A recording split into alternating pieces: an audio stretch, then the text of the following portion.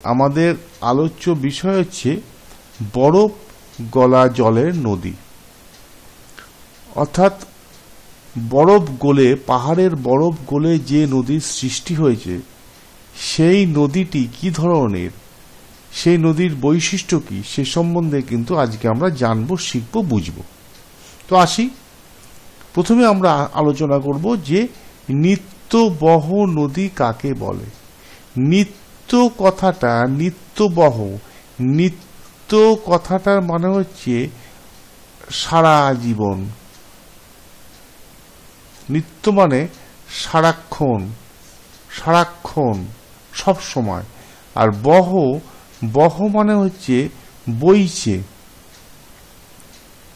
বহ মানে বইছে। তাহলে নিত্যবহ কথাটার অর্থ হলো সারাক্ষণ বইছে।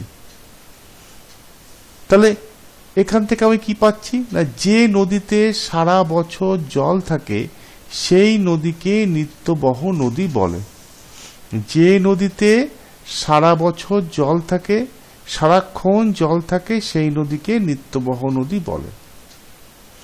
তো নিত্যবহ নদীতে সারা বছর জল থাকে। তা কেন থাকে না, পাহাড়ের মাথায় বরফ গলা জল থেকে এই নদীগুলি তৈরি হয়েছে বলে সারা বছর জল থাকে। অর্থাৎ পাহাড়ের মাথার বরফ, সেই বরফ গলে জল হয়ে এই নদীগুলো সৃষ্টি হয়েছে। ফলে পাহাড়ের মাথার বরফ সারা বছর ধরে গলছে আর এই নদীগুলোতে জল থাকছে। সেই জন্যে এই নদীকে বলা হচ্ছে নিত্যবহ নদী।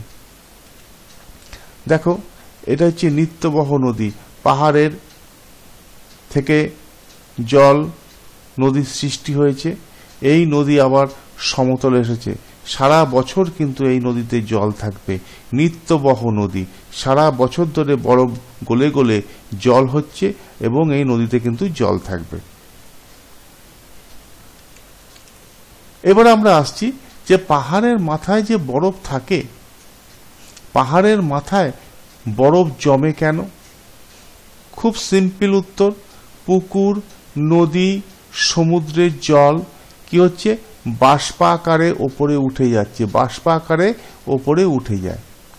উপরের বাতাস ঠান্ডা, সেই ঠান্ডা বাতাসের সংস্পর্শে ওই জলীয় বাষ্প জমে ঠান্ডা হয়ে জল ও পরে বরফে পরিণত হয় এবং পাহাড়ের চূড়োতে জমে। তাহলে কি হচ্ছে, নদী পুকুরের জল, এখানে যদি নদী পুকুরের জল বাষ্প হচ্ছে সূর্যের তাপে, তাহলে পাহাড়ের মাথায় বরফ জমে কেন না, পুকুর, নদী, সমুদ্রের জল বাষ্পাকারে উপরে উঠে যায়। উপরের বাতাস ঠান্ডা, সেই ঠান্ডা বাতাসের সংস্পর্শে ওই জলীয় বাষ্প জমে ঠান্ডা হয়ে জলে ও পরে বরফে পরিণত হয়ে পাহাড়ের চূড়োতেও জমে যায়। কি হচ্ছে না, পাহাড়ে, এই পাহাড়ের চূড়োতে যে বরফ জমে সেটা কিভাবে আসে না, নদীর জল বাষ্প হয়, নদীর জল বাষ্প হয়, নদীর জলটা বাষ্প হয়, বাষ্প হয়ে সেটা আরো উপরে ওঠে এবং উপরে উঠলে এই বাষ্পীয় জলটা ঠান্ডা হয়, ঠান্ডা হয়ে সেটা বরফে পরিণত হয় এবং পাহাড়ের মাথায় বরফটা জমে। এইভাবে কিন্তু পাহাড়ের মাথায় বরফ তৈরি হয়। দেখো, এখানে পাহাড়ের মাথায় কিন্তু বরফ তৈরি হয়েছে, জলটা বাষ্পাকারে উপরে উঠে ঠান্ডা হয়ে কিন্তু এখানে বরফ তৈরি হয়েছে। দেখেছো, এখানে কিন্তু পাহাড়ে জমে বরফ তৈরি হয়েছে। অর্থাৎ জল সূর্যের তাপে বাষ্পীভূত হচ্ছে, পুকুরের জল, নদীর জল যত উপরে উঠবে তত ঠান্ডা হবে জলটা। জল ঠান্ডা হলে কি হয়, জলটা আস্তে আস্তে জমতে শুরু করে, জলটা জমতে শুরু করে পাহাড়ের গায়ে এবং আরো ঠান্ডা হয়ে বরফে পরিণত হয়ে যায়। এই বরফ কিন্তু গলে নদী তৈরি হয়। বোঝা গেল? তাহলে এবারে আসছি, একটি নিত্যবহ নদীর নাম বলো যাতে সারা বছর জল থাকে। একদম এক কথায় উত্তর হচ্ছে গঙ্গা নদী, মা গঙ্গা। গঙ্গা নদীতে কিন্তু সারা বছর জল থাকে। এবার আমরা আসছি গঙ্গা কোথা থেকে কোথা পর্যন্ত গিয়েছে, গঙ্গার উৎপত্তি স্থল কোথায় এবং কোথায় গিয়ে মিশেছে? না, গঙ্গা উত্তরের হিমালয় পাহাড়ের গোমুখ থেকে উৎপন্ন হয়ে উত্তরপ্রদেশ বিহারের মধ্যে দিয়ে এসে মুর্শিদাবাদে ঢুকে প্রবাহিত হয়ে দক্ষিণে সুন্দরবনের বঙ্গোপসাগরে গিয়ে মিশেছে। তা গঙ্গা কোথা থেকে উৎপন্ন হয়েছে? না, গঙ্গা উত্তরের হিমালয় পাহাড়ের গোমুখ থেকে, গোমুখ একটি শৃঙ্গ, গোমুখ থেকে উৎপন্ন হয়ে উত্তরপ্রদেশ বিহারের মধ্যে দিয়ে এসে মুর্শিদাবাদে ঢুকে প্রবাহিত হয়ে দক্ষিণে সুন্দরবনের বঙ্গোপসাগরে গিয়ে কিন্তু মিশেছে। দেখো, এটা হচ্ছে গোমুখ। এই গোমুখ মানে গরুর মুখের মতো, গরুর হাঁ করলে কিরকম হয়, এরকম একটা মুখের মতো হয়। এইখান থেকে গঙ্গাটা উৎপত্তি হয়েছে, গোমুখ থেকে গঙ্গা উৎপত্তি হয়েছে। উৎপত্তি হয়ে সমতলের মধ্যে দিয়ে গিয়েছে, গিয়ে উত্তরপ্রদেশ এবং বিহারের মধ্যে দিয়ে গিয়ে মুর্শিদাবাদে ঢুকেছে। মুর্শিদাবাদে ঢুকে সেখান থেকে দক্ষিণ দিকে বেঁকে সুন্দরবনে এসে বঙ্গোপসাগরে গিয়ে কিন্তু পড়েছে। গঙ্গা হচ্ছে একটি নিত্যবহ নদী। দেখো, তাহলে কি হচ্ছে, আমি এখানে যদি দেখাই, এই যে গঙ্গোত্রী গোমুখ থেকে উৎপন্ন হয়েছে, গোমুখ থেকে উৎপন্ন হয়ে কোথায় গেছে, গঙ্গাটা নেমে এসেছে এলাহাবাদের মধ্যে দিয়ে গিয়েছে, এলাহাবাদ উত্তরপ্রদেশ, এইটা এলাহাবাদ বারাণসী উত্তরপ্রদেশের মধ্যে পড়ছে। সেখান থেকে বিহারে ঢুকেছে, এই যে বিহারে ঢুকে মুর্শিদাবাদে এসে এ কিন্তু দুটো ভাগে ভাগ হয়ে গেছে গঙ্গাটা। দেখেছো, এই একটা ভাগ, এই একটা ভাগ। এই ভাগটা যেটা চলে গেছে এটা হচ্ছে পদ্মা, আর এই যে ভাগটা এটা হচ্ছে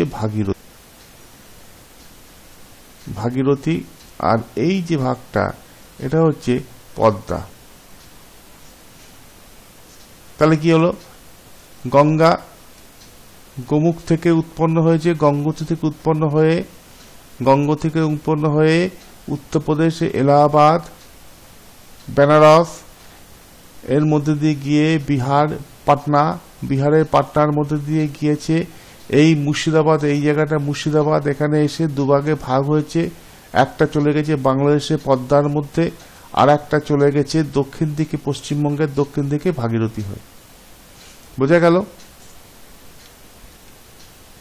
এবার আসছে, তাহলে আমরা কি বললাম, পদ্মা নদী ও ভাগীরথী নদী কাকে বলে? আমরা কিন্তু আগেই পড়েছি যে গঙ্গা নদী মুর্শিদাবাদের পরে দুটি ভাগে ভাগ হয়ে গিয়েছে। বেশি চওড়া ধারাটা চলে গিয়েছে বাংলাদেশের মধ্যে দিয়ে, তার নাম হচ্ছে পদ্মা। আর একটা ধারা পশ্চিমবঙ্গের মধ্যে দিয়ে গিয়েছে, তার নাম হচ্ছে ভাগীরথী। দেখো, এইখানে এই মুর্শিদাবাদের এই জায়গাটাতে এসে গঙ্গা দুটো ভাগ হয়ে গিয়েছে, এই একটা ভাগ, এই একটা ভাগ। দেখো, এটা মোটা, এই চওড়া ভাগটা হচ্ছে পদ্মা নাম নিয়ে বাংলাদেশ, এটা হচ্ছে বাংলাদেশ, এই বাংলাদেশের মধ্যে ঢুকে গিয়েছে। আর একটা ভাগ ভাগীরথী নাম নিয়ে পশ্চিমবঙ্গের মধ্যে দক্ষিণ দিকে চলে গিয়ে বঙ্গোপসাগরে গিয়ে পড়েছে, এটা হচ্ছে ভাগীরথী। বোঝা গেল? তাহলে গঙ্গা পশ্চিমবঙ্গের কোথায় এসে দুটো ভাগ হয়েছে? মুর্শিদাবাদে। কি কি নামে ভাগ হয়েছে? একটা হচ্ছে পদ্মা নামে ভাগ হয়েছে, আর একটা ভাগীরথী। পদ্মা কোথায় গিয়েছে? পদ্মা বাংলাদেশে গিয়েছে। ভাগীরথী কোথায় গিয়েছে? ভাগীরথী পশ্চিমবঙ্গের দক্ষিণ দিকে গিয়ে বঙ্গোপসাগরে গিয়ে পড়েছে। তাহলে এবারে আমরা আসছি, হুগলি নদী কি কাকে বলে? কোনটি হুগলি নদী? না, হুগলি জেলার মধ্যে ঢুকে ভাগীরথী নদীর নাম হয়েছে হুগলি নদী। ভাগীরথী নদীটা হুগলি জেলার মধ্যে যেই ঢুকেছে তখন তার নাম হয়ে গেছে কি? হুগলি নদী। তাহলে হুগলি নদী কিন্তু আসলে ভাগীরথী নদী কিন্তু আসলে গঙ্গা নদী। তাহলে গঙ্গা নদী বিভিন্ন জায়গায় প্রবাহিত হওয়ার সময় বিভিন্ন রকম নাম কিন্তু হয়েছে। তাহলে গঙ্গা নদী ভারতবর্ষের অন্যতম নিত্যবহ নদী। তবে আজকের বিষয়টা তোমাদের পরিষ্কার হয়েছে। তোমরা বাড়ি গিয়ে গঙ্গা নদীটা ম্যাপে দেখবে, তার গতিপথটা দেখবে, তাহলেই তোমাদের একটা ধারণা হয়ে যাবে।